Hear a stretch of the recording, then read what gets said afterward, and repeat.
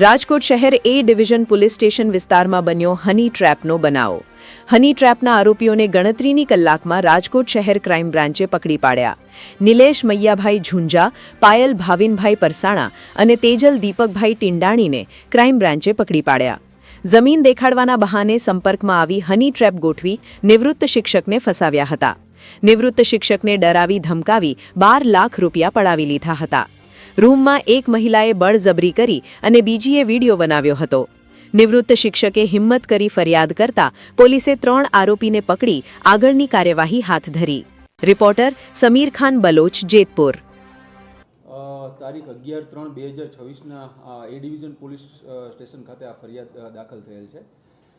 ફરિયાદીની હકીકત જોઈએ તો આ ગુનાના ફરિયાદી એક નિવૃત્ત શિક્ષક છે અને ગુનાના આરોપીઓ સાથે જમીન બતાવવા માટે સંપર્કમાં આવેલા હતા। ત્યારબાદ ફરિયાદીને હની ટ્રેપમાં ફસાવી તેની પાસેથી 12 લાખ જેટલા રૂપિયા ડરાવી ધમકાવીને બળજબરીથી પડાવી લીધા હતા અને વારંવાર ત્યારબાદ પણ રૂપિયાની માંગણી કરતા હતા।